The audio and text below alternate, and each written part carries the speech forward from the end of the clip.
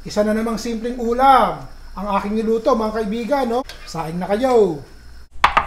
Ito po ay 2 piraso ng fish fillet.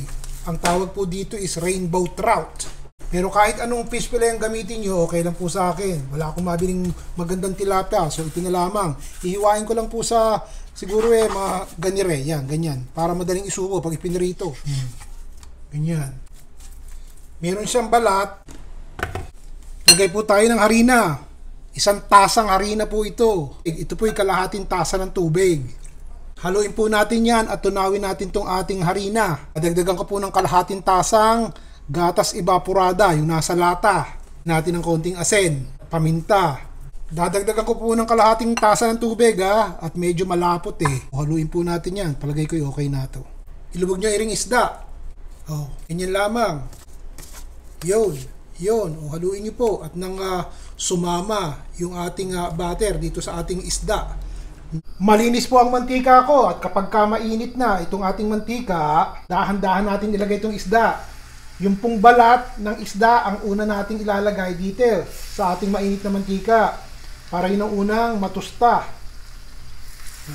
Maliit lang po ang ginamit kong kawali dahil konti lang po ang mantikang ginamit ko Kasi kapag malaking ganun maraming mantika ang makakain Tama na po itong ganitong sukat ng kawali. Hayaan po nating maluto yan at matusta. Kung gusto nyo paliguan ng mainit na mantika yung ibabaw para madali pong maluto, gawin nyo po. Mahigit 1 minuto ko po itong pinrito. Ibabaliktad ko na At nang makita natin, yun. Tostado na po. Mangyari po kasi, manipis lang tong aking fish fillet. Pero kung medyo may kakapalan, medyo matagal. Tignan nyo naman, ang ganda. Lutuin po natin yung kabila uli. Kung sa pakiwari nyo po, masyado nang mainit itong ating mantika, hihinaan nyo ng konti yung apoy. At ayaw nyo namang masunog yung ating panglabas, tapos yung loob hilaw. Ganda rin klase po, 2 minuto nyo lang piprito. Tignan nyo. Pakikita ko sa inyo Hindi po ba maganda yan? Lipat muna natin sa ating salaan. At nang tumulo po yung mantika, ganire. Ito nating susunod. Itong natira, huwag nyo itapon, lagyan nyo ng gulay at gawin yung torta. Ito po'y 2 minuto, itataob ko na pero kung gusto nyo yung tostado, itagalan nyo po. Pero sa pakiwari ko sa akin, ayos na ito tingnan nyo. Okay na yan. Lutuin po natin yung kabila naman. Patay ko muna yung apoy At okay na po ito para sa akin. Tatanggalin ko muna sa ating mantika. Ayos po ba? Gagamitin ko po yung konting mantika Siguro po yung mga 3 kutsarang mantika lang ang gagamitin natin sa paggigisa. Actually, 2 kutsara lang po ng mainit na mantika Ayos na yun. Mainit na po yung mantika. Unahin po muna natin itong ating luya. Maninipis po ang hiwa ko ng luya at para matanggal nung ayaw kumain ng luya kapag nasa tasa na. Yung iba kasi ayaw kumain ng luya pero gusto lasa. 5 pirasong bawang.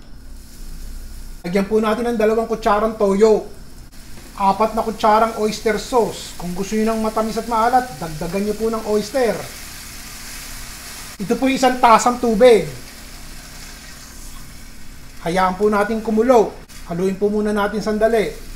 Lagyan natin ng konting paminta. May nagtatanong kung bakit lagi ako naglalagay ng paminta. Bahala po kayo kung ayaw nyo. Takpan po natin at hayaan natin kumulo.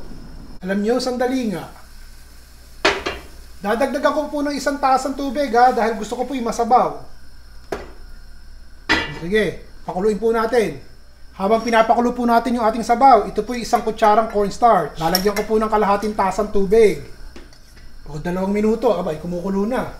Tikman nyo kung tama na ang panlasa sa inyo na maalat at matamis, hindi po maasim. Diretso na tayo. Lalagay ko na po itong pampalapot. Halo ng konti. At hayaan natin kumulo at lumapot po yung ating sabaw at magiging sarsa ng bahagya yan. Lalagay ko na po itong isda. Kakamayin ko na ako po may guantes. Kasi kapag itinodo ko, baka tumalsik. Matalsikan ako nung kumukulong tubig ayan. Ganyan lamang. Nakita nyo ba? Pagkakain na kayo. Konting siling pula para may kulay naman. Papatayin ko na po yung apoy Ayokong magkalerot-lerot yung isda. Lagyan po natin ng kinchay. Magandang kulay. Berde at pula. Panalo. Kumuha po ako sa balkonahe ko, may tanim akong sibuyas na mura eh. O, lagyan po natin. O, ganyan lang. O, haluin nyo lang po ng konti at parang yung sabaw eh, magkasama-sama eh, pumatong dun sa ating isda. Patayin nyo na po at magkalerot-lerot to kapag pinatagal nyo pa. Bahala na po kayo kung gusto yung takpan. Hindi ko na po tatakpan. At luto na eh. Isang simpleng lutuin na naman to mga kaibigan. Kung gusto niyo pong gumamit ng ibang klase ng isda, bahala po kayo. Basta ang masasabi ko, ito po yung masarap. Kukunti lang ang ricado, mabilis lutuin. Magsaing na po kayo dahil tiyak na tiyak ko, mapaparami po kayo ng kanin. Dun sa mga mahilig sa isda, kaway-kaway po kayo dyan. Ano po masasabi nyo? Sana'y nagustuhan nyo. Simple at kukunti lang ang ricado nitong ulam na ibinahagi ko sa inyo. Di po ba? O basta maglalagay po kayo ng comment kung ano masasabi nyo. Kadalasan, binabasa ko po yan. At kumukuha rin ako ng idea sa inyo. Minsan po kasi hindi rin ako nakakaisip kung ano susunod kong lulutuin eh. Salamat po dun sa nagbibigay ng idea. Hanggang sa susunod. Si Ron Bilaro po.